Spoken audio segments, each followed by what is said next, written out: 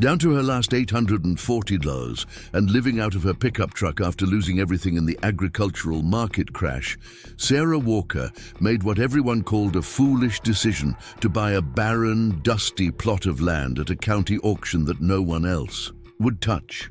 What she uncovered beneath that seemingly worthless soil would not only transform her shattered life, but would reveal a glittering secret that had remained hidden for over a century.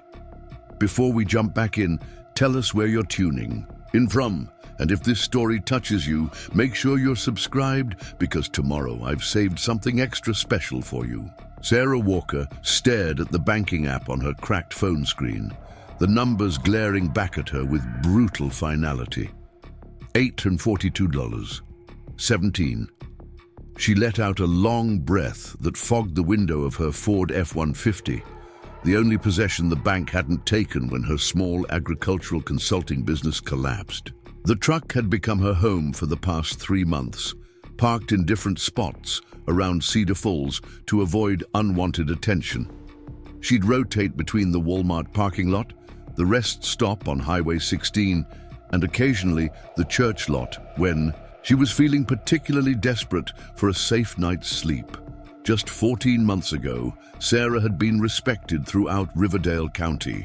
With a master's degree in agricultural engineering and 10 years of experience helping local farmers maximize their yields through sustainable practices, she had built a solid reputation and a comfortable life. She'd owned a modest farmhouse on 5 acres, drove a reliable truck, and had healthy savings. Her consulting business had been thriving, with a wait list of clients eager for her expertise. Then the agricultural market crashed, commodity prices plummeted, family farms began failing across the Midwest. Clients who'd trusted Sarah for years suddenly couldn't afford her services. The bank loans she'd taken to expand her business became impossible to repay as her income dried up. Within 6 months, she'd lost everything: her home, her savings, her clients, and her dignity.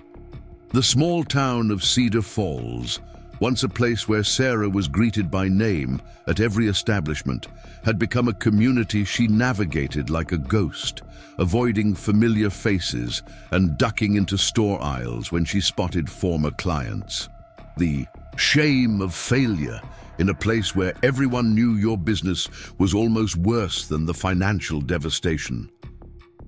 The final blow had come when Daniel, her husband of 12 years, announced he'd accepted a job in California without her.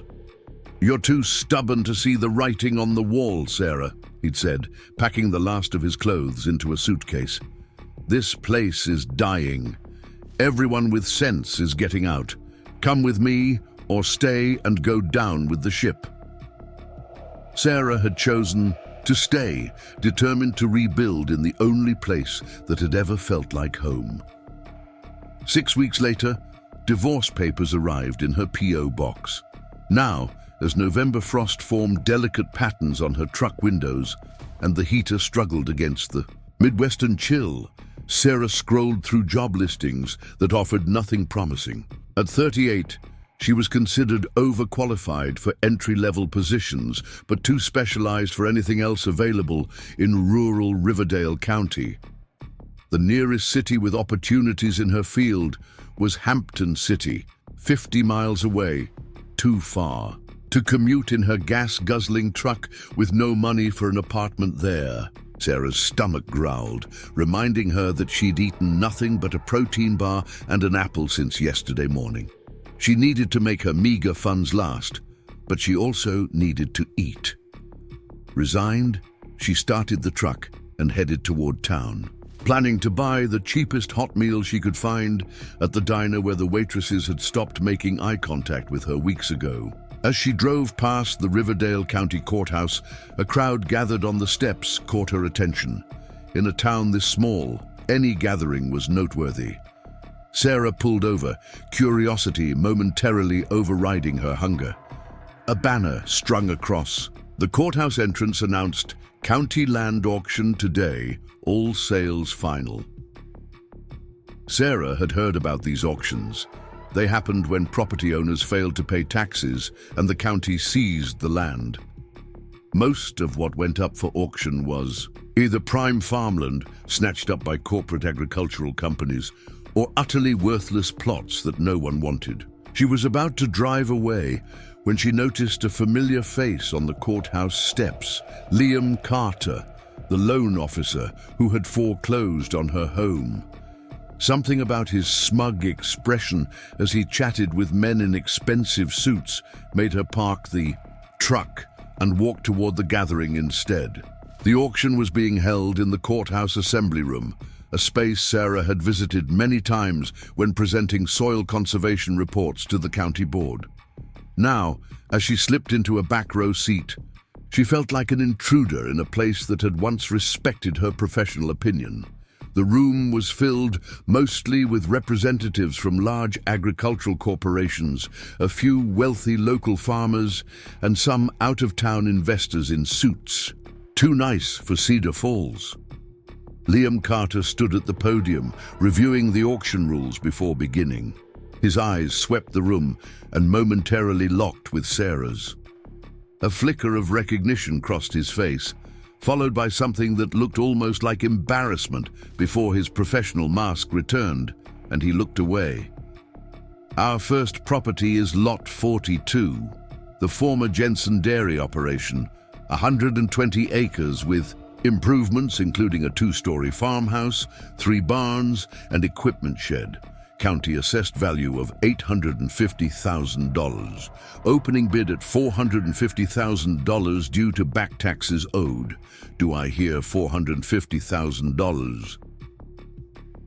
The bidding quickly escalated as corporate representatives raised their paddles, eventually selling for $675,000 to Heartland Agricultural Investments.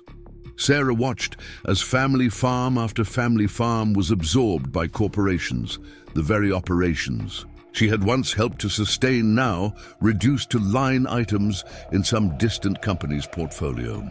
2 hours into the auction, most bidders had what they came for and were filtering out of the room. Only a few properties remained, the leftovers no one wanted. Sarah stayed, though she couldn't have explained why, even to herself. Perhaps it was the bitter satisfaction of watching Liam Carter's professional demeanor crack as fewer and fewer bidders remained for his final properties. Next up, Lot 57, the Thornfield property in Pine Creek Valley. Approximately 40 acres of unimproved land. No structures, no utilities run to property. Classified as non-agricultural due to soil quality reports. County assessed value of $18,000. Opening bid at $800 to cover back taxes. A slide appeared on the projection screen, showing a dusty, barren plot of land with scraggly trees and what appeared to be a dried-up creek bed snaking through it. Sarah recognized the area. Pine Creek Valley had once been considered promising. Farmland until drought conditions in the 1980s had rendered it virtually useless. The soil was poor, water access was limited, and it was too rocky for most crops. Liam Carter looked around the nearly empty room. Do I hear $800 for Lot 57? Silence. The opening bid is only $800 for 40 acres. That's $20 an acre, folks. More silence. One of the remaining corporate representatives checked his watch impatiently. Very well, let's move on to $800. Sarah was as surprised as anyone to hear her own voice echo through the assembly room. Several heads turned. Liam Carter stared at her with undisguised shock. I have $800 from Ms. Walker, he said, recovering quickly. Do I hear $850? No one responded. The corporate representatives were checking their phones, clearly uninterested, in worthless land. Going once for $800, Liam called, his eyes fixed on Sarah with an expression she couldn't read. Going twice. He seemed to hesitate, as if giving the room one last chance. Sold to Sarah Walker for $800. A peculiar hush fell over the room. Sarah sat frozen, the reality of what she'd done sinking in. She had just spent nearly all of her remaining money on 40 acres of land that no one else wanted. Land that couldn't grow crops, had no buildings, and no immediate potential for income. As the auction concluded and people filtered out, Sarah approached the front table to complete the paperwork. Liam Carter watched her sign the documents, his forehead creased with what might have been concern. "You do understand what you've purchased, right, Sarah?" he asked quietly, as she handed over the cashier's check that represented almost everything she had left. "The Thornfield property has been on the county's books for 8 years because no one wants it. The soil tests show it's not suitable for traditional agriculture." Sarah met his eyes directly for the first time in months. "I understand what I'm buying, Liam." He handed her the deed and a set of survey maps. "The county assesses property based on market potential, not sentimentality," he said, his tone softening slightly. "I hope you know what you're doing." As Sarah turned to leave, an elderly woman who had been sitting quietly in the corner approached her. Her silver hair was pulled back in a neat bun, and despite the simplicity of her clothes, she carried herself with unmistakable dignity. "You're the Walker girl, aren't you? Henry and Margaret's daughter?" the woman asked, studying Sarah's face. "Yes, ma'am," Sarah replied, surprised to be recognized by someone she didn't immediately know. "Eleanor Fitzgerald," the woman introduced herself. "I knew your grandparents well. They were good people." She glanced down at the deed in Sarah's. "And the Thornfield property has a history, you know. Not all of it written down in county records." Sarah's curiosity piqued. What kind of history? Preparing and narrating this story took us a lot of time, so if you are enjoying it, subscribe to our channel. It means a lot to us. Now back to the story. Eleanor's pale blue eyes took on a distant look. "My grandfather used to tell stories about Old Man Thornfield and the reason he built his homestead in that particular valley. Said Thornfield knew something about that land that others didn't." She patted Sarah's arm gently. "Perhaps it found its way to the right owner after all these years." Before Sarah could ask what she meant, Eleanor moved away, leaving Sarah standing in the courthouse hallway with a deed to worthless land and the unsettling feeling that she had just stepped into something larger than a desperate impulse purchase. That night, parked in her usual spot at the back of the Walmart lot, Sarah spread the survey maps across her steering wheel. The property was situated in a remote corner of Pine Creek Valley, accessible only by a county maintenance road that likely hadn't been graded in years. The survey noted a seasonal creek bed, though Sarah knew it had been dry for decades. The soil classification was listed as Class 4, severe limitations, the technical term for land that couldn't support conventional farming without major intervention. What had possessed her to buy it? Sarah couldn't fully explain the impulse, even to herself. Perhaps it was the humiliation of seeing Liam Carter again, or the bitter reality of watching outside corporations consume local farms one by one. Or maybe it was simply that owning 40 acres of anything felt better than owning nothing at all. As she drifted off to sleep that night, curled under 3 blankets in the back seat of her truck, Sarah dreamed of her grandparents' farm. The rich soil, the rows of corn stretching toward the horizon, the security of land that produced and sustained. In her dreams, the barren Thornfield acres transformed, becoming lush and green, promising a future she could barely imagine in her waking life. Dawn broke with a clarity unique to late autumn in the Midwest. Sharp, cold light that seemed to strip everything to its essence. Sarah awoke stiff and chilled despite the blankets. Today would be the day she'd see her land. The phrase still felt strange in her mind for the first time as its owner. After a quick stop at the gas station, to splash water on her face and brush her teeth in the restroom, Sarah headed toward Pine Creek Valley.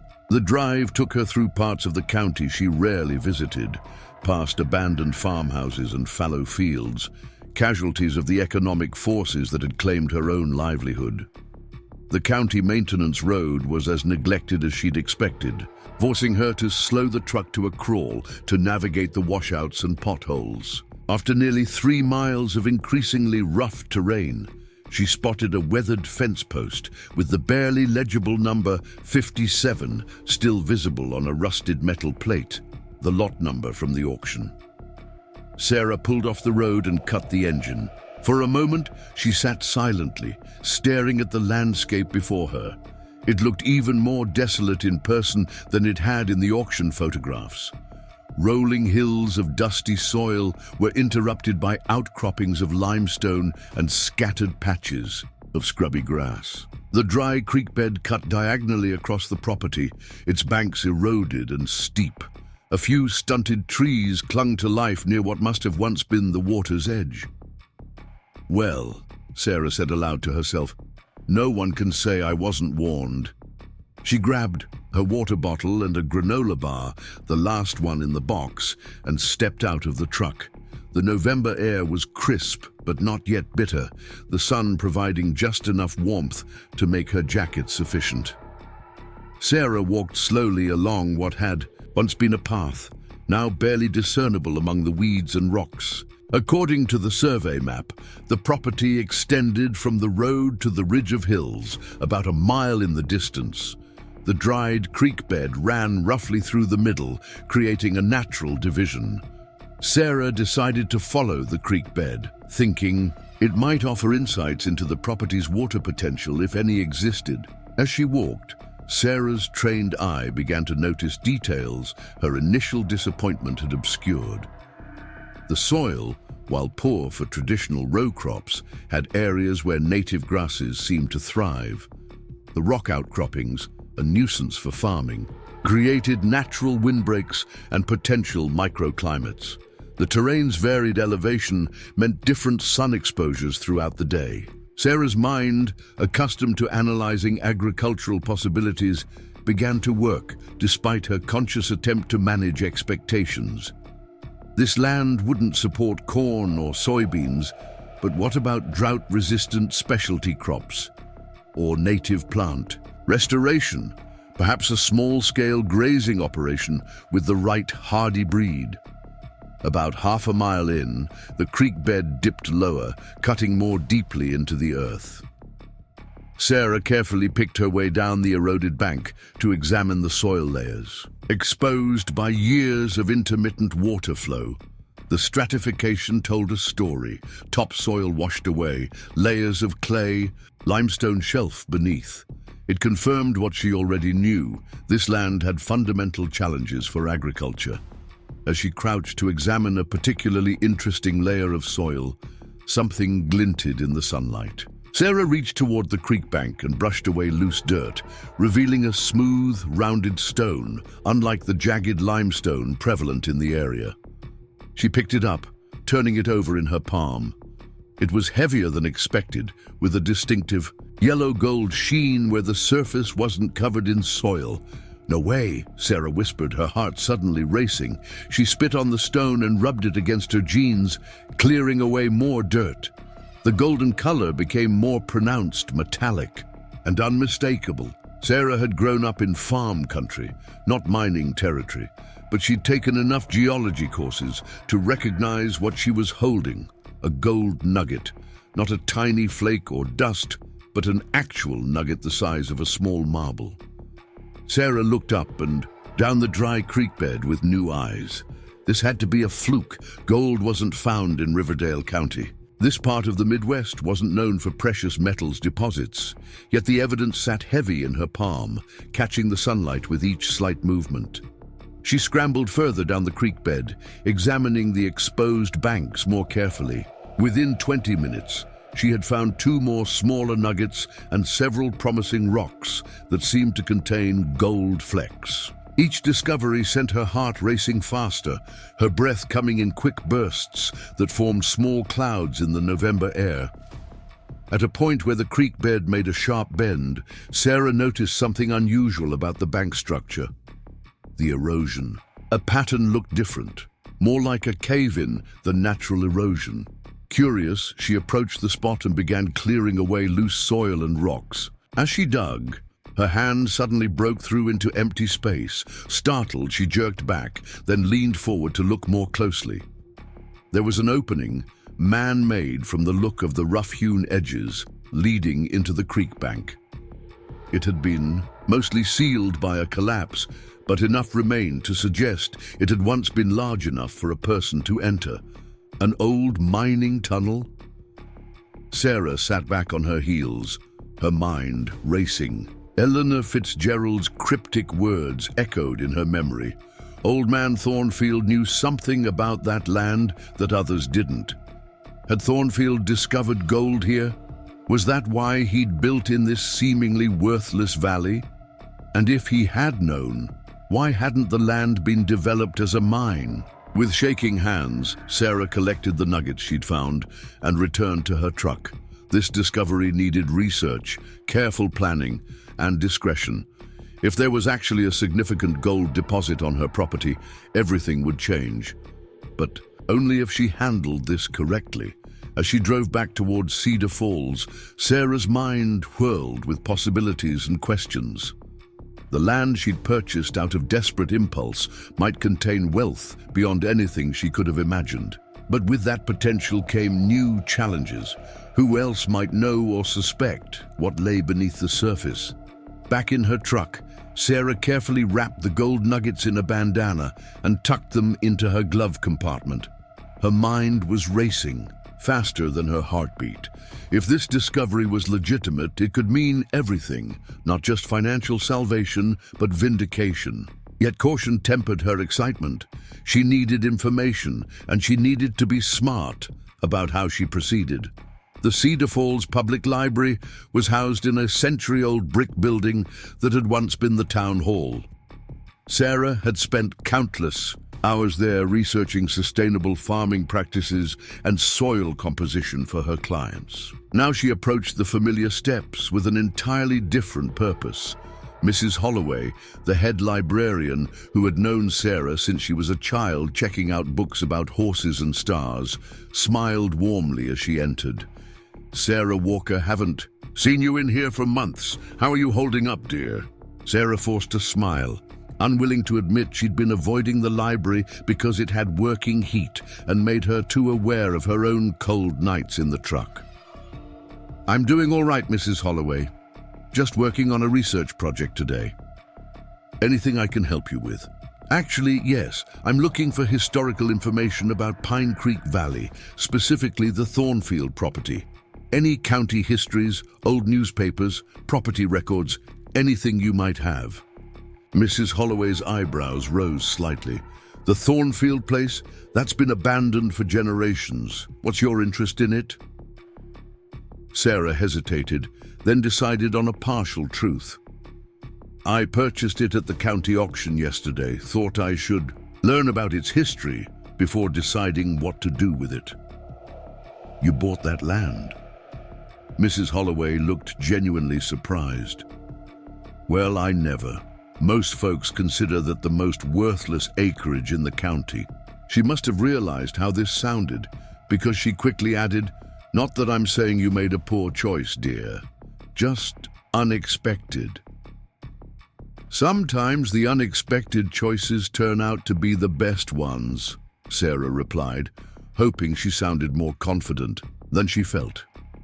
Mrs. Holloway led her to the local history section, a small room lined with glass-fronted bookcases containing leather-bound volumes, file boxes of newspaper clippings, and county records too old or obscure to merit digitization. "The county histories are here," she said, pointing to a shelf of matching volumes. "And those boxes contain the Cedar Falls Gazette archives from 1875 to 1950. After that, we have microfilm. The property records and maps are in those drawers." She paused, thinking, "You know, if you're interested in the Thornfield property specifically, you might want to look at Emmett Wilson's journal. He was the county surveyor back in the 1890s and kept meticulous notes about the properties he mapped." Sarah spent the next 4 hours immersed in dusty volumes and fragile newspaper pages, piecing together the history of her land. The Thornfield property, she discovered, had been purchased in 1882 by Joseph Thornfield, who had arrived in Riverdale County from Colorado with what contemporary accounts described as mysterious but apparently substantial means. He built a modest homestead in Pine Creek Valley, at that time still lush with water and considered promising farmland, but never actually farmed the property in any significant way. Local newspaper accounts from the 1880s and 1890s mentioned Thornfield occasionally, noting his solitary habits and the frequent visitors who came to his property, men of business aspect from distant cities, according to one gossip column. The county history described him as a man of few words but evident education, who kept largely to himself while maintaining cordial, if distant, relations with his neighbors. What truly captured Sarah's attention, however, was Emmett Wilson's Surveyor Journal. His entry about the Thornfield property included a hand-drawn map more detailed than the official surveys, with notations about soil types, water flow, and peculiar geological features. One notation in particular stood out: T. insistent upon exact property lines along creek bed, emphasized repeatedly that all water rights remain with property regardless of future course changes. Unusual concern for seasonal creek with limited agricultural value. Even more intriguing was a personal observation Wilson had added at the bottom of the page. T. unwilling to permit full inspection of creekbed northern section, claimed dangerous unstable banks, observed fresh excavation and timber supports. Query mining activity, no permits filed with county. Sarah's pulse quickened. This confirmed her suspicions that Joseph Thornfield had discovered gold on the property and had been secretly mining it. But what had happened afterward? Why hadn't the gold discovery become public knowledge? She turned to the county death records and found that Joseph Thornfield had died in 1907, leaving the property to his only son, William. William Thornfield appeared in few public records: a marriage license in 1910, property tax payments until 1932, and finally a death certificate in 1935 listing mining accident as cause of death. The property had passed to a nephew in California who apparently never visited, and tax records showed the land changing hands several times over subsequent decades as owners failed to pay taxes or simply abandoned claims on what had become known as worthless land. What struck Sarah most was the absence of any public record mentioning gold or mining operations. How had Thornfield kept his discovery secret? And if there was enough gold to interest him for decades, why hadn't it been found by subsequent owners? As the library's closing time approached, Sarah gathered her notes and thanked Mrs. Holloway. She had learned enough to confirm her suspicions, but not enough to explain the full story. One thing was clear: Joseph Thornfield had gone to great lengths to keep his gold discovery secret, and somehow that secret had remained buried for over a century. The next morning, Sarah drove to Hampton City, the nearest larger town with a university. She needed expert advice, but approaching anyone local risked spreading word of her discovery prematurely. The geology department at Eastern State University was housed in a modern building on the edge of campus. Sarah had visited once years ago when researching soil composition for a client's farm, and she remembered that they had a laboratory for analyzing mineral samples. Dr. Marcus Donovan, the department chair according to the directory, was a tall man with prematurely gray hair and the distracted air of someone whose mind was perpetually engaged with matters far below the Earth's surface. When Sarah explained she had found unusual mineral samples on her property and wanted them analyzed, he seemed only mildly interested until she unwrapped the bandana containing the largest nugget. His demeanor changed instantly. "Where did you find this?" he asked, reaching for a jeweler's loupe on his desk and examining the nugget carefully. "On my property in Riverdale County," Sarah replied, watching his reaction. "I'd appreciate your discretion about this." Dr. Donovan looked up from the nugget, his expression now intensely focused. "This appears to be a significant gold specimen, Ms. Walker. Not just a trace or flake, but an actual nugget. That's unusual for this region, to put it mildly." He studied her face. "You understand that if this came from your property, it could be tremendously valuable?" Sarah nodded. "That's why I'm here. I need to know if it's real, and I need advice on how to proceed." Dr. Donovan conducted several tests on the nugget, confirming that it was indeed gold with remarkably high purity. He asked detailed questions about where exactly Sarah had found it and the geological features of the area. When she mentioned the abandoned mining tunnel, his excitement became even more evident. "Ms. Walker, what you're describing sounds like a potentially significant deposit, gold of this purity found in nugget form and associated with an historical mining operation." He removed his glasses and rubbed the bridge of his nose. "I'd like to visit your property, if you're amenable. This could be an important geological discovery for the region." Sarah hesitated. While she needed expert advice, she was wary of involving others too quickly. "I appreciate the offer, Dr. Donovan, but I'd like to keep this confidential for now. The property has been in my possession less than 48 hours, and I'm still figuring out my next steps." Dr. Donovan seemed disappointed, but nodded understanding. "Of course, but please consider allowing me to conduct a proper geological survey. I can bring ground-penetrating radar equipment that might help determine the extent of any deposits without invasive measures." He wrote his personal cell number on a card and handed it to her. "Call me when you're ready. And Ms. Walker, be careful who you tell about this. Gold has a way of bringing out the worst in people." On the drive back to Cedar Falls, Sarah's mind was a tumult of possibilities and concerns. The gold was real. The potential value was real, but so were the complications. She had neither the knowledge nor the resources to extract gold properly. Mining required permits, equipment, expertise, none of which she possessed. And the moment she filed for mining permits, her discovery would become public knowledge. She was so lost in thought that she almost missed the black SUV parked near the turnoff to the county maintenance road that led to her property. The vehicle was out of place in this remote area, too new, too clean, with tinted windows that revealed nothing of its occupants. A chill that had nothing to do with the November weather ran down Sarah's spine as she drove past without slowing, watching in her rearview mirror until the SUV disappeared from sight. Instead of going directly to the property as she'd planned, Sarah drove to the Cedar Falls diner. She needed a hot meal and time to think. The diner was nearly empty in the late afternoon lull between lunch and dinner. Sarah took a booth in the back corner and ordered coffee and the daily special, meatloaf, that would provide leftovers for tomorrow. As she ate, Sarah weighed her options.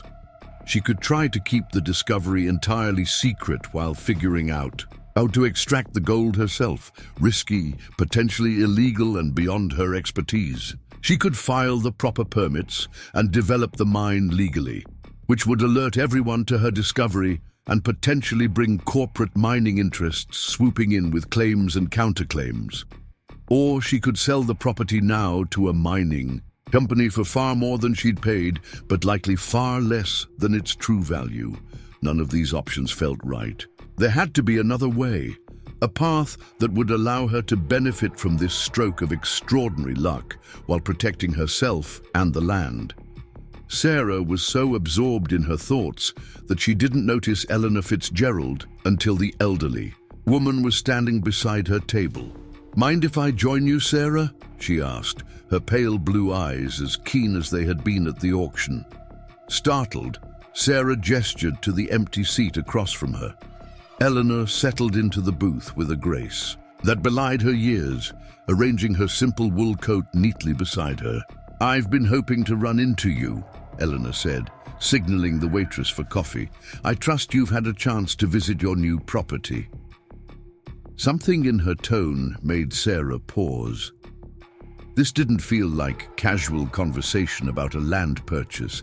"Yes, I spent some time there yesterday," she replied carefully, trying to get a feel for the place. Eleanor's gaze was unwavering. "And did you find anything interesting?" The directness of the question confirmed Sarah's suspicion that Eleanor knew more than she was letting on. Sarah decided to be equally direct. "Why did you approach me at the auction, Mrs. Fitzgerald? What do you know about the Thornfield property?" A small smile creased Eleanor's face. "Direct, just like your grandmother." "Good." She leaned forward slightly. "I know that Joseph Thornfield discovered gold in Pine Creek Valley in 1882. I know he built a secret mine that operated for decades without public knowledge. And I know that the location of the main deposit has remained hidden since William Thornfield died in that mining accident in 1935. Sarah stared at her, stunned by the confirmation of everything she'd pieced together from her research. "How do you know all this?" "Because my father was William Thornfield's mining engineer and his closest friend," Eleanor replied simply. "He was with William when the tunnel collapsed in 35, though he survived. On his deathbed in 1978, he told me the whole story and made me promise to keep the secret until the right person came along. Someone who would respect what the Thornfields had built and protected." Sarah struggled to process this revelation. But why all the secrecy? Why didn't the Thornfields develop the mine commercially if the deposit was significant? Eleanor sipped her coffee before answering. Joseph Thornfield had seen what happened. In the California and Colorado gold rushes, the environmental destruction, the boom and bust cycle that left ghost towns in its wake, the corporations that eventually muscled out individual miners. He wanted none of that for Pine Creek Valley. He believed that gold mining should be sustainable, controlled, a legacy rather than a frenzy. She set down her cup decisively. He created what he called a 100-year mine, extracting only what he needed, maintaining the tunnels meticulously, and keeping the operation entirely secret. But how could he sell the gold without anyone knowing where it came from? Joseph had connections in Denver from his Colorado days, a jeweler who asked no questions and paid fair prices. Later, William established similar arrangements in Chicago. The Thornfields lived comfortably, but never ostentatiously. They let people believe they had modest family money from out east. Eleanor's voice softened with what sounded like admiration. 3 generations of Thornfields maintained the secret, operating the mine and living by Joseph's philosophy. Until the accident in 1935, Sarah supplied. Eleanor nodded. William's death changed everything. His nephew inherited the property but had no interest in continuing the operation. He knew about the mine but not its exact location. William had been careful about that. My father could have revealed it, but he respected William's wishes that the mine remain dormant if anything happened to him. So the main deposit has been untouched since 1935? Sarah asked, trying to grasp the implications. The primary vein, what my father called the River of Gold, was what they were attempting to reach when the accident happened. William believed it was enormous, potentially the largest deposit in the region, but they never got to confirm its full extent. Vinna, Sarah sat back, overwhelmed. Why are you telling me all this now? Eleanor's expression grew more serious. Because you're not the only one looking for the Thornfield gold. There have been rumors in certain circles for decades, nothing concrete, but enough to keep interest alive among people with resources and few scruples. She nodded toward the window, where the late afternoon sun cast long shadows across the street. That black SUV that's been following you since Hampton City? Those aren't friendly local farmers. Sarah's blood ran cold. Someone followed me from the university. Donovan called someone right after you left his office. He's been working as a consultant for Meridian Mining Corporation for years, evaluating potential acquisition targets. Eleanor's mouth twisted with distaste. Meridian has been trying to piece together the Thornfield story for a decade. They've acquired several adjacent properties, conducted ground surveys, even hired historians to track down Thornfield descendants. When you showed up with a gold nugget from the exact property they've been circling, alarm bells rang. "How do you know all this?" Sarah asked, bewildered. "Cedar Falls is a small town, and I've had 70 years to build my network. I make it my business to know who's interested in the Thornfield property and why." Eleanor reached across the table and patted Sarah's hand. "Your impulsive bid at that auction threw quite a wrench into Meridian's carefully crafted plans. They've been waiting for the county to put that land up for auction again, but they wanted to be the only bidder. Your appearance was unexpected." Sarah felt a surge of anger cutting through her confusion. "So Dr. Donovan was playing me? Pretending to be interested in the geological significance while actually scouting for a mining corporation?"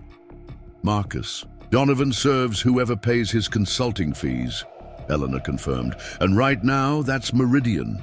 They'll be moving quickly now that they know you've discovered something. The question is, what are you going to do about it?" The waitress refilled their coffee cups, giving Sarah a moment to collect her thoughts. Everything had changed in the span of a conversation. Not only had she confirmed the existence of a potentially massive gold deposit on her property, but she'd learned that powerful interests already knew about her discovery and were literally on her trail. "What options do I have?" Sarah asked finally. "I can't fight a mining corporation. I don't have the resources or expertise to develop the mine myself, and I don't want to simply sell to Meridian and walk away." Eleanor smiled, a gleam of approval in her eyes. "Now you're thinking like a Thornfield. I believe you have more options than you realize, especially with the right allies." She reached into her purse and removed a manila envelope, sliding it across the table. "Inside, you'll find the original mine plans drawn by my father, showing the tunnel system as it existed in 1935.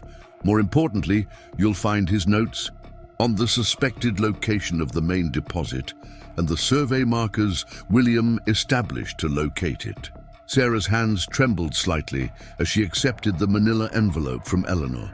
The weight of its contents, both physically and metaphorically, was overwhelming.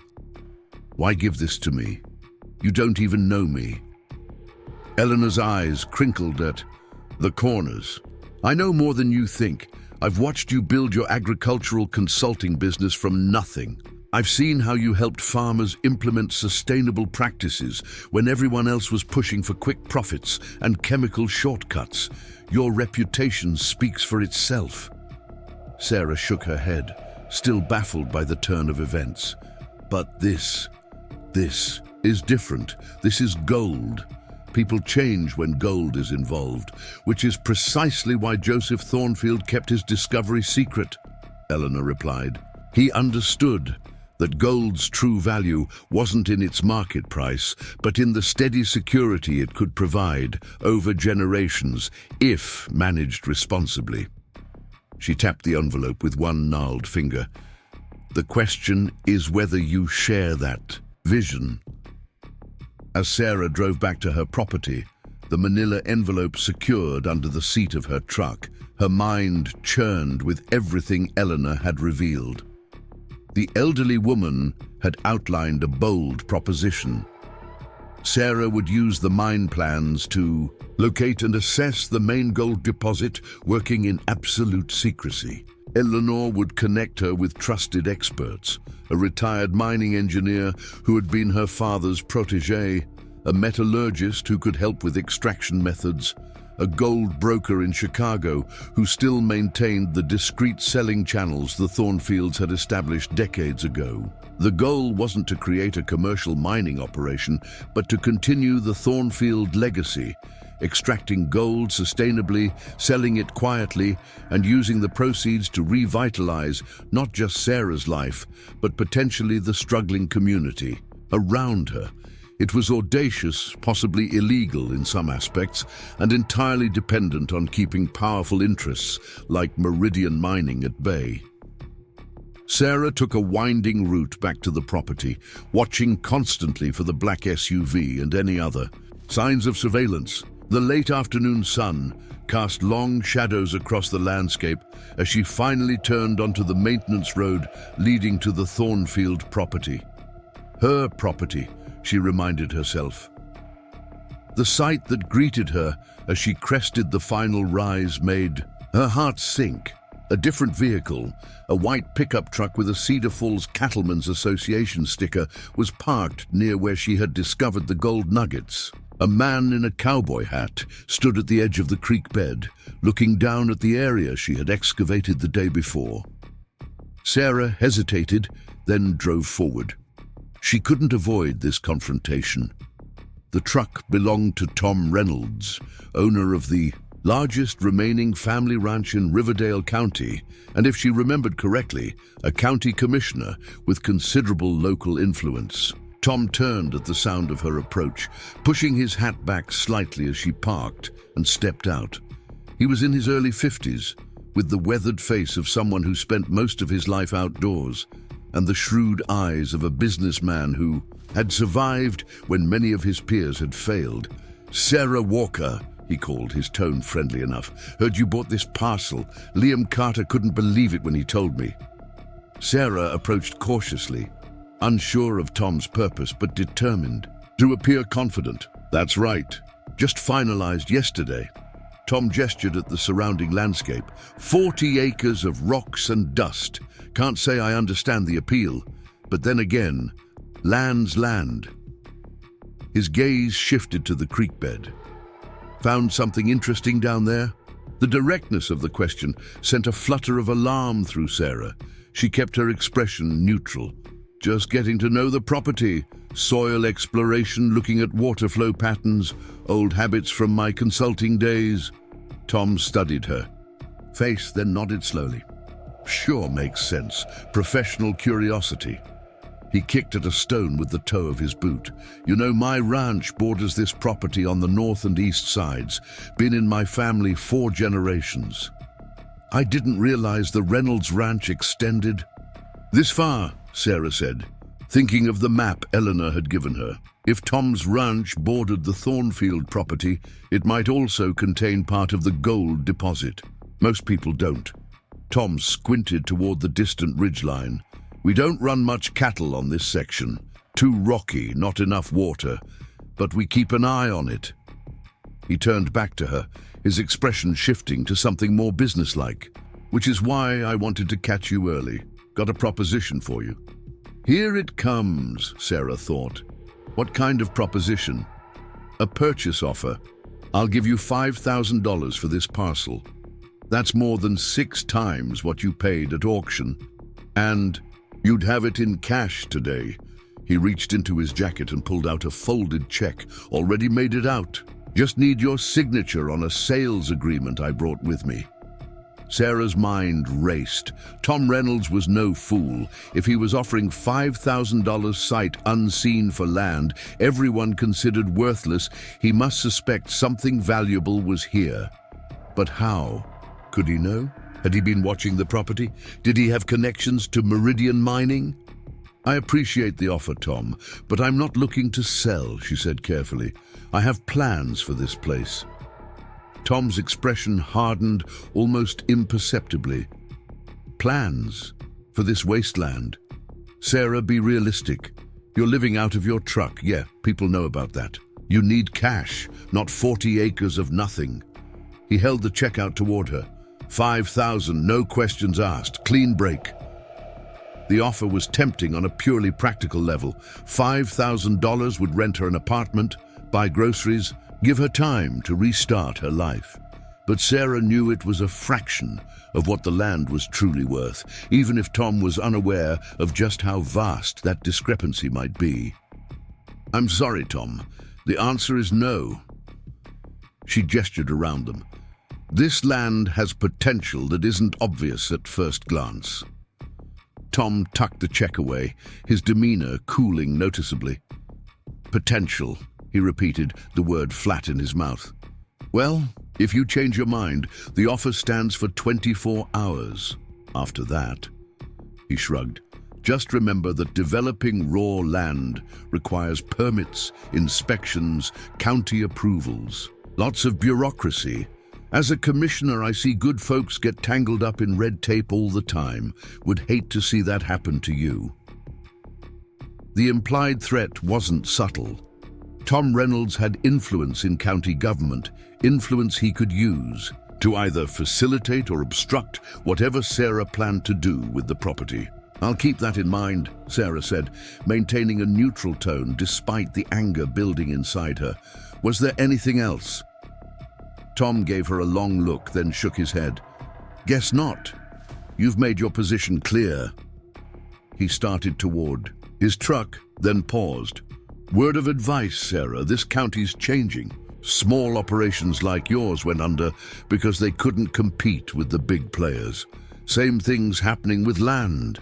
Individuals holding out against corporate interests just delays the inevitable and often ends badly for the holdouts.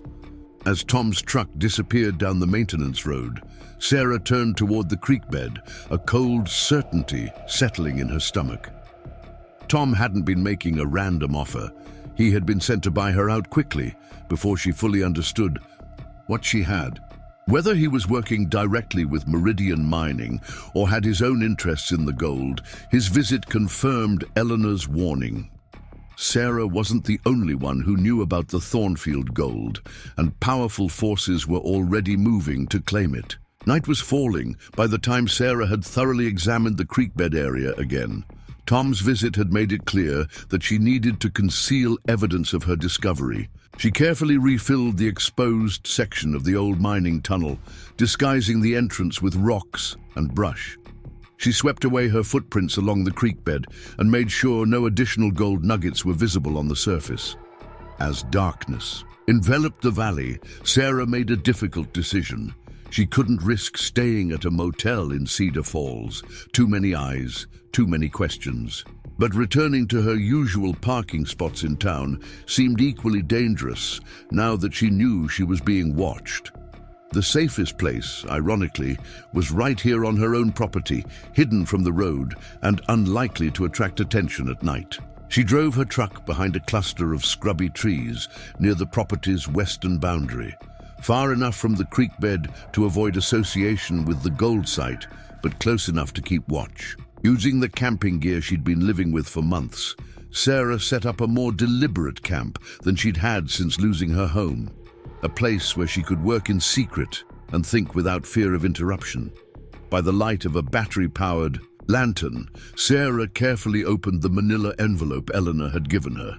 Inside were yellowed papers covered with precise technical drawings, the mine plans as they had existed in 1935.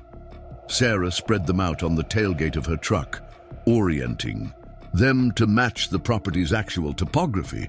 According to the plans, the original mine entrance had been concealed inside a storage shed built near the creek, positioned to look like an ordinary farm-out building. The entrance led to a main tunnel that ran roughly parallel to the creek bed for several hundred yards before branching into 3 smaller tunnels that followed separate veins of gold. Notes in the margins, written in a neat technical hand, documented the quality and quantity of ore extracted from each branch. Most intriguing was a section marked Projected Primary Deposit Location. It showed the 3 branches converging toward what the notes described as a significant cavity in the limestone shelf, likely containing the source vein. Survey markers had been established on the surface to triangulate this location, though the tunnel to reach it had never been completed due to William Thornfield's fatal accident. If these plans were accurate, the main gold deposit, Eleanor's River of Gold, lay approximately 600 yards northeast of where Sarah had found the surface nuggets, in an area where the creek made a sharp bend before disappearing underground during the rare times it contained water. The deposit would be roughly 30 feet below the surface, protected by layers of limestone and clay that had kept it hidden from casual observation for centuries. Sarah's excitement grew as she studied the precise calculations and detailed notes. This wasn't mere speculation or treasure-hunting fantasy. It was professional mining documentation created by experts who had already successfully extracted gold from the property for decades. The main deposit remained untouched, not because it was inaccessible, but because history and circumstance had kept it hidden. Along with the mine plans, Eleanor had included several yellowed photographs showing the original Thornfield homestead, the disguised mine entrance, and men working inside the tunnels. One photo particularly caught Sarah's attention. It showed Joseph Thornfield standing proudly next to what the caption described as first extraction from primary vein sample, 1883. He was holding a pan containing nuggets that dwarfed the one Sarah had found. The final document in the envelope was a letter from Eleanor written in a shaky but determined hand. It explained that she had been watching the Thornfield property for decades, tracking ownership changes and quietly discouraging development when possible. When the property came up for auction again, she had planned to purchase it herself, but had been hospitalized for pneumonia the week of the sale. Seeing Sarah, whom she knew by reputation, purchase the land had seemed like fate. The letter concluded with a warning and a promise. Meridian Mining and Tom Reynolds have formed an alliance to acquire all properties in Pine Creek Valley. They suspect the gold's existence, but not its exact location. Reynolds' great-grandfather worked briefly for Joseph Thornfield and passed down stories about the secret mine. They will not stop coming for this land, Sarah, but neither did the Thornfields stop protecting it for 3 generations. The choice now falls to you. If you choose to continue their legacy, you will not stand alone. Sarah folded the documents carefully and secured them in her truck's lockbox. The immensity of what she had stumbled into was almost beyond comprehension. 2 days ago, she had been homeless, nearly penniless, her future a blank void of uncertainty. Now she was the owner of land potentially worth millions, the keeper of a century-old secret, and the target of powerful interests who would stop at nothing to take what she had found. Sleep came fitfully that night, her dreams filled with underground tunnels, glittering gold, and shadowy figures in pursuit. She woke at dawn, stiff from sleeping in the truck, but with a clarity of purpose that had been absent from her life for months. Today would not be about running or hiding. It would be about taking control of her discovery and her future. After a sparse breakfast of her remaining granola bar and water, Sarah hiked to the area indicated in the mine plans as the location of the main deposit. The morning sun cast long shadows across the landscape, highlighting the contours of the land in ways that revealed features invisible in the harsh midday light. With this perspective, Sarah began to notice subtle aspects of the topography that aligned with the old survey markers noted in the plans. A distinctive limestone outcropping, a trio of stunted oak trees growing in an almost perfect line, a depression in the ground that might once have been the foundation of a structure. Using the plans as a guide, Sarah carefully paced out measurements from these natural markers, eventually identifying what she believed was the exact location above the main gold deposit. There was nothing visibly distinctive about the spot, just the same rocky, barren soil that characterized most of the property. But according to the Thornfield documentation, 30 feet below this unremarkable patch of ground lay a fortune in gold, a river flowing through the limestone cavern beneath. Sarah sat on a rock, contemplating her next steps, Confirming the deposit's existence would require excavation equipment she didn't possess and expertise she didn't have. Developing it legally would require permits that would immediately alert Meridian Mining and Tom Reynolds to the precise location. Attempting to extract it secretly would be dangerous, potentially illegal, and beyond her capabilities working alone. She was still considering her options when the distant sound of vehicles broke the morning stillness. Looking toward the maintenance road, Sarah saw dust rising, multiple vehicles approaching her property. Her heart raced as she quickly gathered her backpack and moved behind a ridge where she could observe without being seen. 3 vehicles came into view: the black SUV she had noticed yesterday, Tom Reynolds' white pickup, and a Cedar Falls County Sheriff's Department cruiser. They parked near where she had found the initial gold nuggets, and 5 men emerged, 2 in suits from the SUV, Tom Reynolds, another man in casual ranch clothes, and Sheriff Mike Daniels, a longtime fixture in Cedar Falls whom Sarah knew only by reputation. From her hiding place, Sarah couldn't hear their conversation, but their actions told her enough. The men in suits were scanning the area with professional intensity, occasionally stopping to examine the creek bed or collect soil samples. Tom Reynolds was gesturing broadly, pointing toward different areas of the property with the confidence of someone staking a claim. The sheriff stood back, arms crossed, watching the proceedings with an unreadable expression. The scene confirmed Sarah's worst fears. This wasn't a casual visit or coincidence. It was a coordinated effort to assess her property without her knowledge or consent. The presence of the sheriff particularly alarmed her. Was he there in an official capacity, or had local law enforcement already been co-opted by whatever alliance was forming against her? Sarah remained hidden, watching as the men spent nearly an hour examining the creekbed area, paying particular attention to where she had concealed the tunnel entrance. They took photographs, made notes, and collected multiple samples before finally returning to their vehicles and departing the way they had come. Only when the dust from their departure had settled did Sarah emerge from her hiding place, her mind racing with implications. The timing of this visit, the morning after she had rejected Tom's offer, couldn't be coincidental. They were accelerating their plans, bringing in official authority and additional expertise. The pressure was mounting faster than she had anticipated. Sarah returned to her truck and grabbed her phone. She had Eleanor's number from the letter, but hesitated before dialing. Once she made this call, she would be committing to a path with no easy return, embracing not just the potential wealth of the gold deposit, but the responsibility and danger that came with it. The alternative was to walk away, sell to Tom Reynolds for whatever she could negotiate, and leave the century-old legacy of the Thornfield mine for others to exploit or protect. After a moment's hesitation, Sarah dialed the number. Eleanor answered on the second ring. "They were here," Sarah said, without preamble. Reynolds, 2 men in suits, and the sheriff.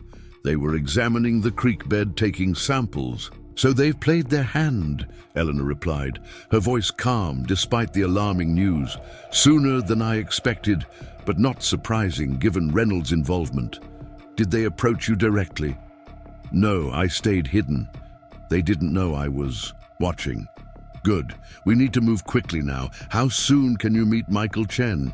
"Who is Michael Chen?" Sarah asked, caught off guard by the name. "The mining engineer I mentioned, my father's protege. He's retired now but still consults occasionally on specialized projects. If anyone can help assess the deposit without heavy equipment or official permits, it's Michael. He's expecting your call." Sarah took a deep breath, making her decision final. "I can meet him today." "Excellent. I'll text you his contact information.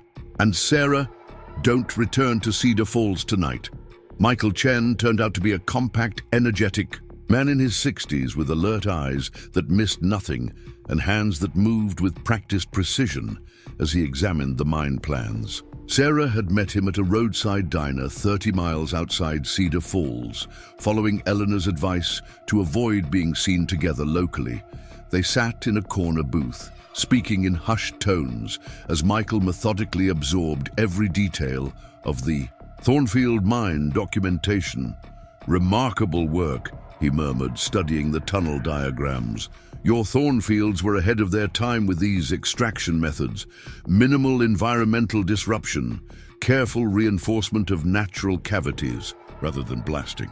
You don't see this kind of approach in historical mining operations." "Can you tell if their assessment of the main deposit was accurate?" Sarah asked, aware that century-old mining predictions might be flawed by modern standards.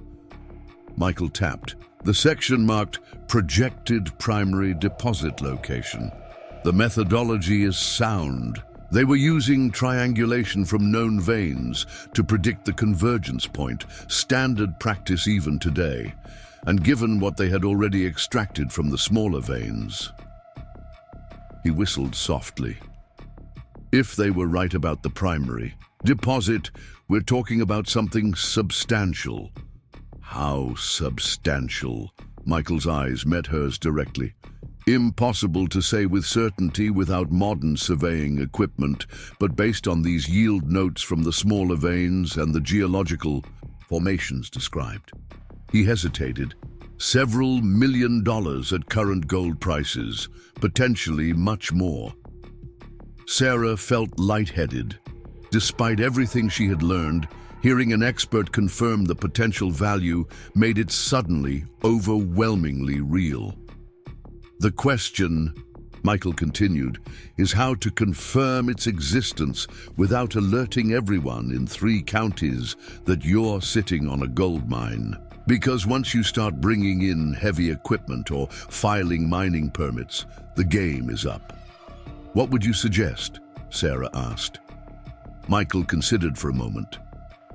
"There's an old mining technique called dowsing, using ground-penetrating radar disguised as water detection equipment. Technically legal, though borderline. I have access to portable equipment through some former colleagues. We could survey the site without attracting the kind of attention that traditional mining equipment would bring." "How soon?" "I can have everything ready by tomorrow night. We'd work after dark, minimize lights, keep everything low profile." He folded the plans carefully. "But Sarah, even if we confirm the deposit, extraction is a whole different challenge. You'd need permits eventually, or you'd be engaging in illegal mining, and fighting a company like Meridian Mining for those permits would be..." He shook his head. "Challenging doesn't begin to cover it." "One step at a time," Sarah replied, more confidently than she felt. "First we confirm what's there, then we figure out the next move." They arranged to meet the following evening at a designated point several miles from the property. Michael would bring the equipment and a trusted associate, a geologist who specialized in gold deposit formation and could help interpret the radar readings.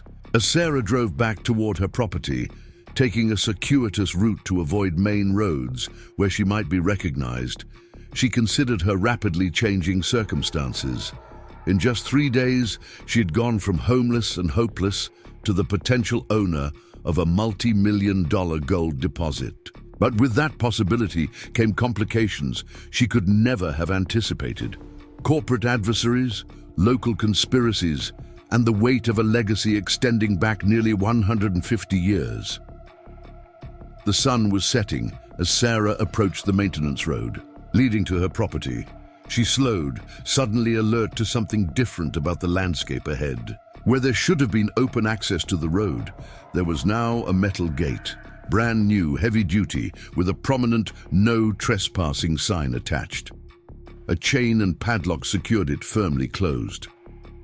Sarah stopped her truck, anger and disbelief rising within her. This gate hadn't been here this morning. Someone had installed it during her absence, on a county maintenance road that provided the only access to her legally purchased property. As she was contemplating her next move, Headlights appeared behind her, a vehicle approaching fast. Sarah tensed, prepared to drive away if necessary, but felt a wave of relief when she recognized Eleanor Fitzgerald's modest sedan pulling alongside her truck. Eleanor rolled down her window, her expression grim. "I see Reynolds has made his move sooner than expected. Can he do this legally? Block access to my own property?" Sarah asked, gesturing at the gate.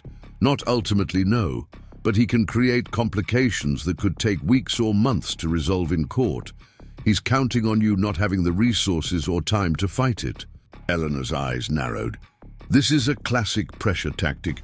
Isolate the property, make it difficult to access, then come back with another lowball offer when you're frustrated enough to consider it. I need to get on my property tonight. Michael Chen is coming tomorrow evening with specialized equipment." Eleanor nodded. "I thought you might say that." She reached into her purse and produced a set of keys. "Reynolds may be a county commissioner, but I've lived in Cedar Falls for 70 years and know things he doesn't, like the fact that all county maintenance gates use the same master key pattern. This is from when my late husband worked for the road department." She handed Sarah a key. "It won't work on that new padlock, but..." Eleanor pointed down the road. "Half a mile south. There's an old logging trail that crosses Reynolds Ranch and eventually connects to your property. Near the western boundary. The gate there hasn't been changed in decades." Sarah looked at the elderly woman with newfound appreciation. "You've really thought of everything." A small smile touched Eleanor's lips. "When you've spent a lifetime protecting a secret, you learn to anticipate threats from all angles." Her expression grew serious again. "But be careful, Sarah. Reynolds wouldn't have made such an obvious move without feeling confident he has the upper hand. Something's happening that we don't fully understand yet." With Eleanor's key, Sarah was able to access the old logging trail and make her way to her property undetected. She parked in the same hidden spot as the previous night and settled in to wait, reviewing the mine plans again by the light of her battery-powered lantern and trying to anticipate what tomorrow's survey might reveal. She was awakened just before dawn by the sound of engines, multiple vehicles approaching from the direction of the county road. Grabbing her binoculars, Sarah moved to a vantage point where she could observe without being seen. What she witnessed sent a chill through her. A procession of vehicles was making its way onto her property. 2 Cedar Falls County Sheriff's Department cruisers, Tom Reynolds' truck, and behind them 3 large equipment transporters carrying what appeared to be drilling rigs and excavation machinery. Men in hard hats were already unloading equipment near the creek bed, the exact area where Sarah had found the gold nuggets. This was no casual trespassing. This was a coordinated operation with heavy equipment, law enforcement support, and an obvious intention to extract something from her land. But how could they be operating so boldly on property they didn't own? Sarah's phone vibrated, a text from Eleanor. "Turn on local radio, emergency broadcast." Sarah tuned her truck radio to the Cedar Falls community station, keeping the volume. "Hello." The broadcaster's voice came through in mid-sentence. "Special emergency meeting of the county commission held last night. Commissioner Reynolds proposed, and the commission unanimously approved, an emergency public safety ordinance authorizing temporary seizure of the Thornfield property in Pine Creek Valley due to what officials describe as imminent environmental and structural hazards posed by abandoned mining tunnels recently discovered on the site." Sarah listened in stunned disbelief as the broadcaster continued. "Sheriff Daniels confirmed that county engineers identified the tunnels yesterday and determined they posed critical risks of collapse, potentially threatening the water table and downstream properties. The emergency ordinance grants the county immediate access to assess and mitigate these hazards. Property owner Sarah Walker could not be reached for comment." The broadcast concluded with a statement from Tom Reynolds himself. "This is purely a public safety measure. Once county experts have secured the site and eliminated the hazards, full control will be returned to the property owner. We're simply fulfilling our duty to protect our citizens and environment from dangers created by irresponsible historical mining practices. Sarah shut off the radio, rage and shock competing for dominance. This was their play, using county emergency powers to legally access her property under the pretense of public safety. It was a transparent scheme to explore the mine tunnels and locate the gold deposit before she could secure it herself, all while appearing to act in the public interest. Her phone vibrated again. Another text from Eleanor. Don't confront them. Too dangerous. Meet at backup location now. The backup location was a phrase Eleanor had used to refer to her home on the outskirts of Cedar Falls, a place they had agreed would serve as a safe meeting point if the property became compromised. Sarah hesitated, looking back at the men swarming over her land, already setting up equipment near the concealed mine entrance. Every instinct urged her to confront them, to assert her ownership rights, to demand they leave immediately. But Eleanor was right. Confronting a group of men with the sheriff's department present, all operating under the color of legal authority, would accomplish nothing and potentially put her in danger. This battle wouldn't be won through direct confrontation.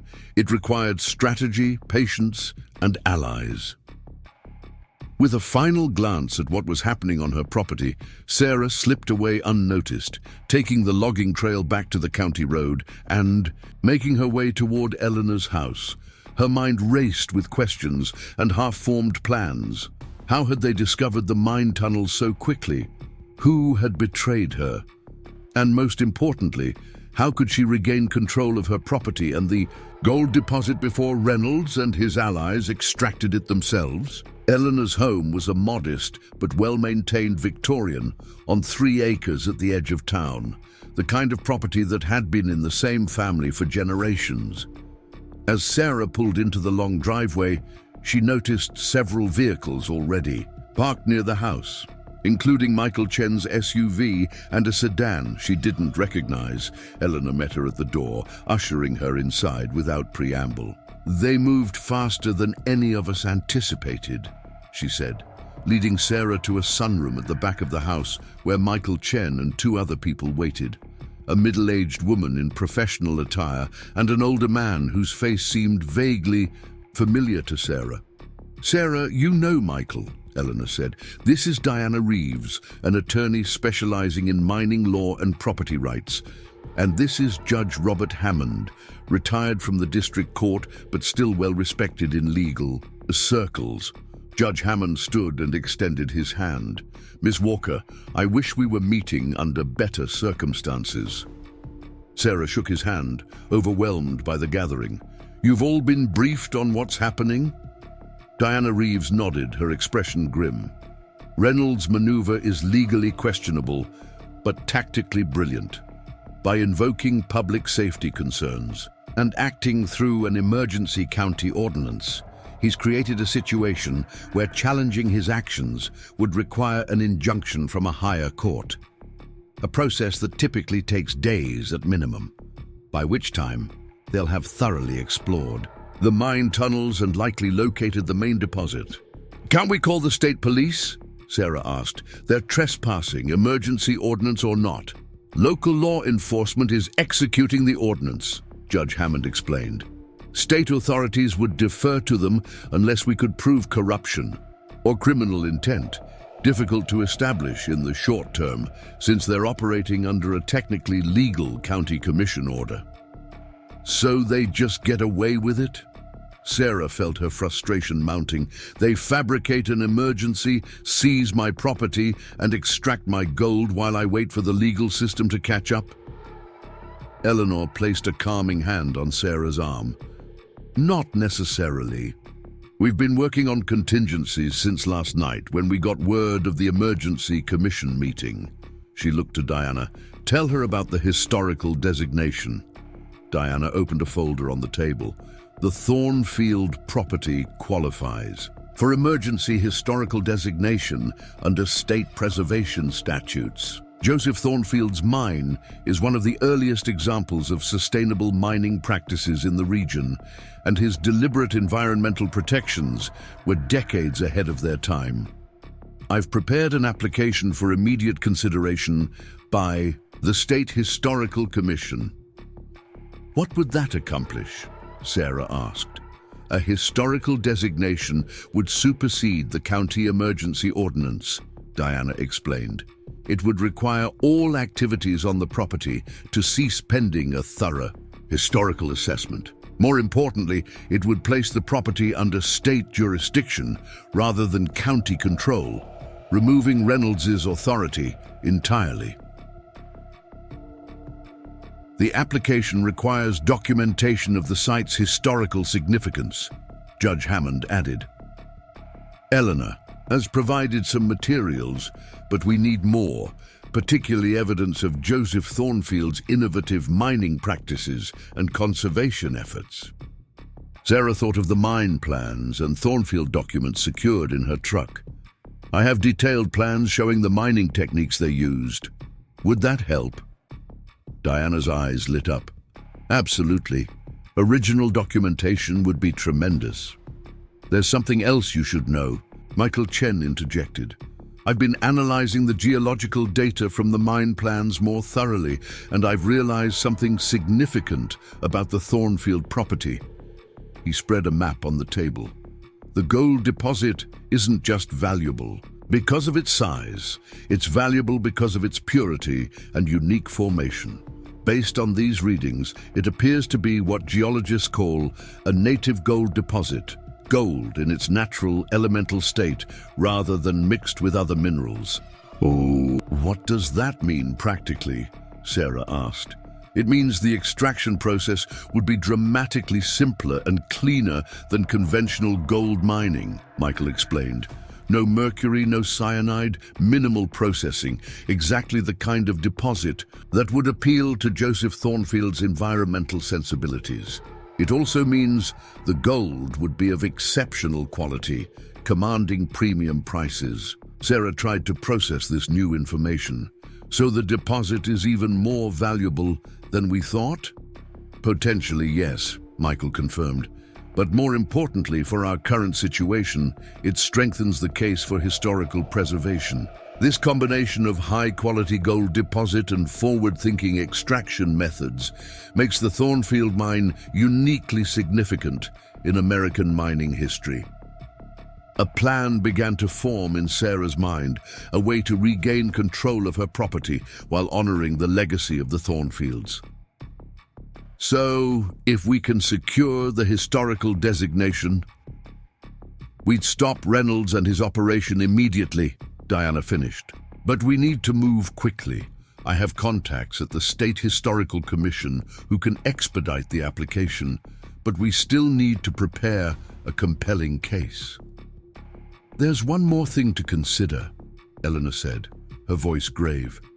Even if we secure the historical designation, it won't stop Meridian Mining from pursuing the gold through legal channels. They have resources we can't match in a prolonged legal battle. Unless we change the equation entirely, Sarah said slowly, an idea crystallizing. What if we don't fight them directly? What if we offer a partnership instead, but on our terms? All eyes turned to her as Sarah outlined her vision.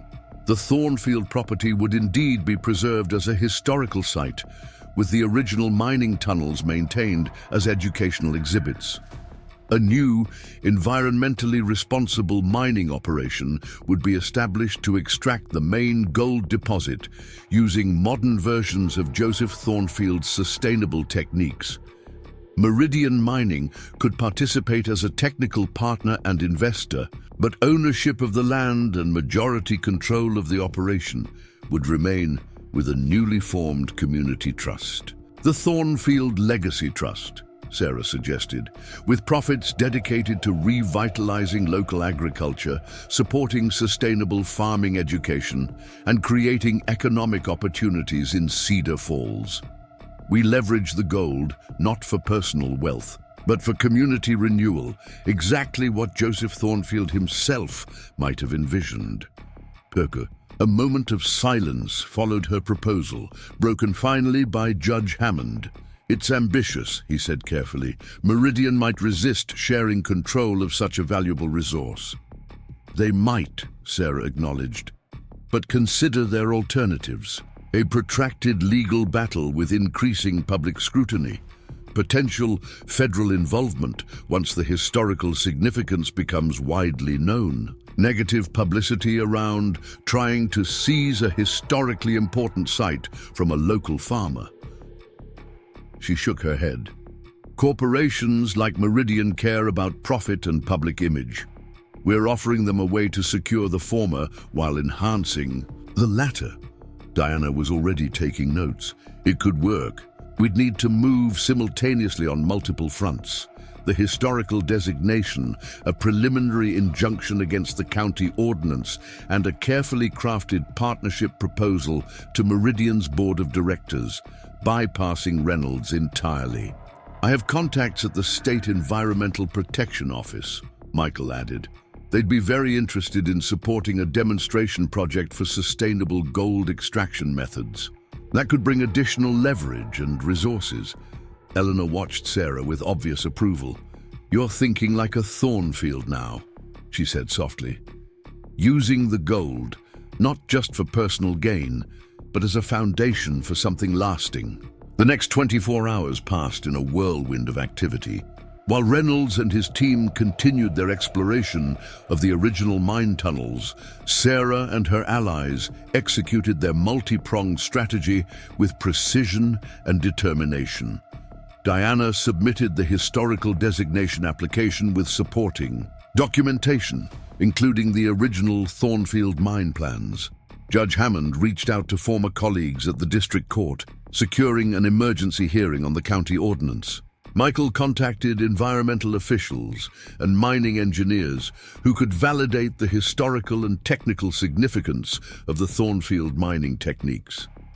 And Eleanor activated her network of longtime Cedar Falls residents, gathering statements about the Thornfield family's historical importance to the area and organizing community support. Meanwhile, Sarah worked with a financial consultant to draft a detailed proposal for the Thornfield Legacy Trust, including governance structure, profit allocation, and community investment priorities.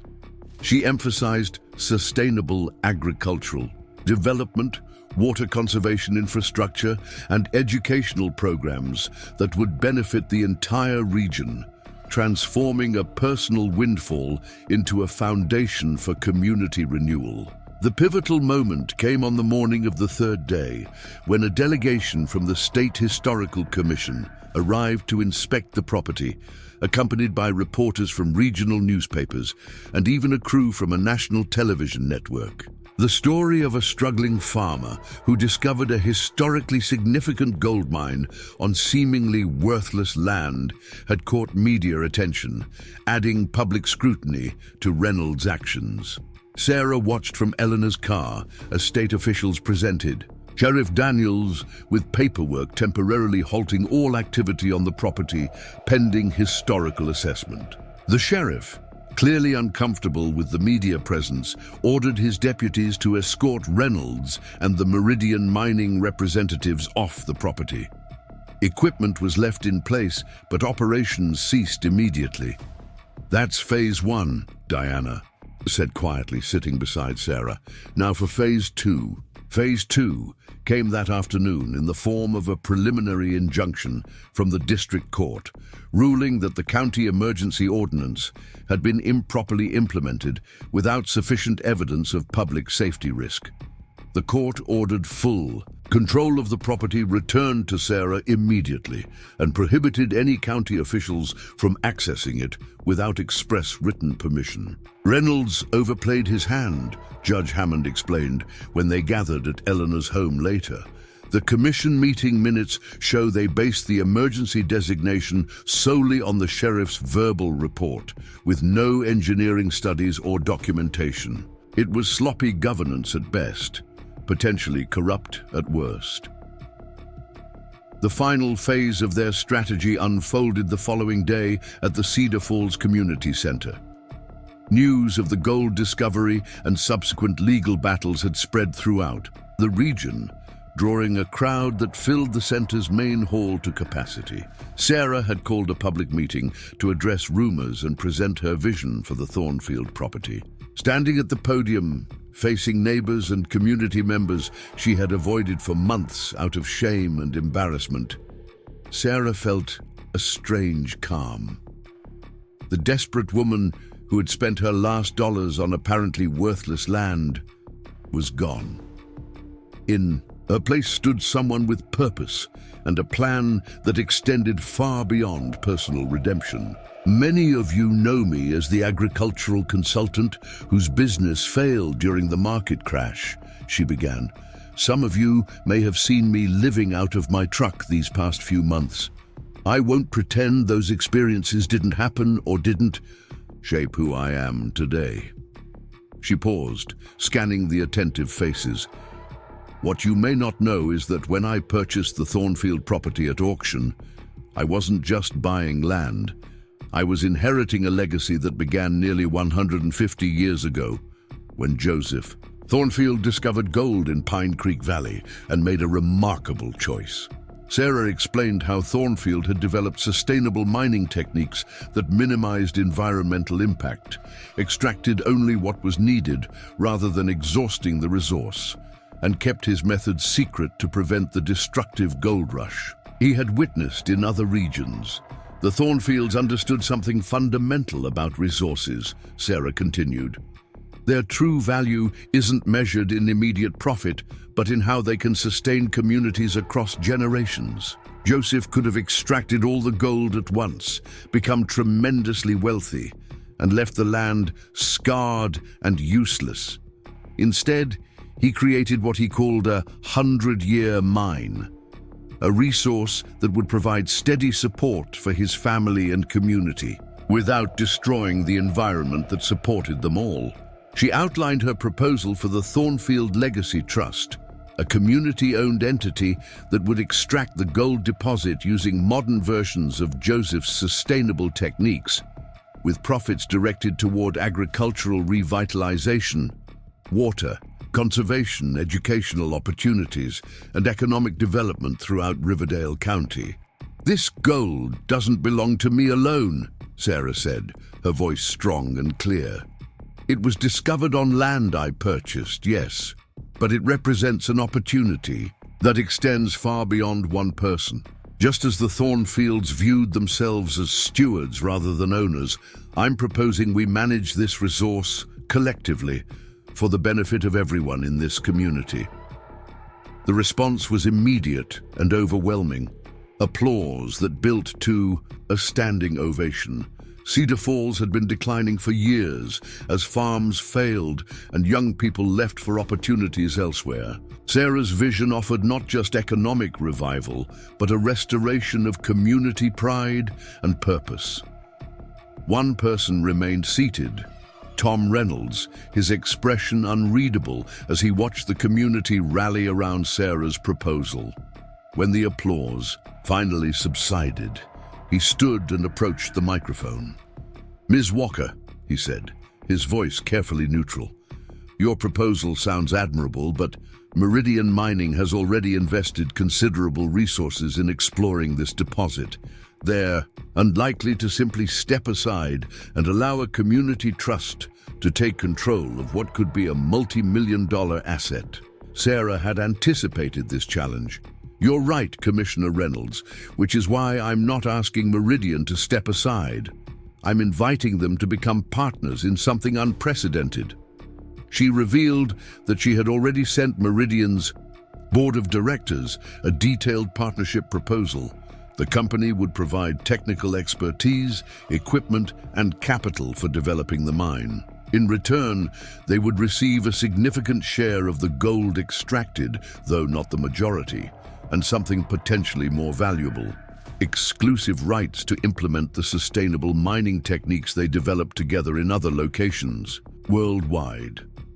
Meridian faces increasing pressure to adopt more environmentally responsible practices, Sarah explained. This partnership offers them the chance to pioneer methods that could transform their industry while maintaining profitability. It's not charity, it's forward-thinking business strategy. Reynolds scoffed. You're remarkably confident for someone who was homeless a week ago. What makes you think Meridian would accept minority position in a project they could simply take through legal channels? Because fighting us would cost them more than partnering with us, Sarah replied calmly. The historical designation process is already underway. Environmental impact studies would take years if they pursued traditional mining permits, and the negative publicity of forcing out a community-based initiative would damage their corporate image worldwide. She met his gaze directly, not to mention the scrutiny that might fall on local officials who held emergency meetings without proper documentation or tried to seize private property under questionable pretenses. A murmur ran through the crowd. Reynolds' face darkened, but before he could respond, the community center doors opened. A woman in an impeccable business suit entered, flanked by two men carrying briefcases bearing the Meridian Mining logo. Ms. Walker, the woman called, striding purposefully toward the podium. Victoria Lambert, Executive Vice President of Meridian Mining. I understand you've made us a proposal. The appearance of Meridian's senior leadership created a ripple of surprise throughout the room. Sarah stepped back from the podium, allowing Ms. Lambert to address the gathering. Meridian has been interested in the Thornfield property for several years, Lambert began, her professional demeanor betraying no emotion. We were disappointed when our acquisition plans were disrupted. However, after reviewing Ms. Walker's partnership proposal and consulting with our technical team, we've come to a surprising conclusion. She paused, glancing at Reynolds before continuing. The sustainable mining approach Ms. Walker suggests aligns with initiatives our board has been considering to address increasing environmental regulations worldwide. The opportunity to develop these techniques in partnership with a community-based organization with positive publicity and reduced legal challenges offers advantages that might outweigh the benefits of full ownership. Lambert turned to Sarah. We're prepared to enter preliminary discussions about a modified version of your partnership proposal, Ms. Walker. Our technical team believes the deposit is substantial enough to provide significant returns for all parties, even with profit-sharing arrangements. The room erupted in excited conversation. Sarah felt a momentary dizziness at how quickly everything was moving, but Eleanor's steady hand on her arm anchored her.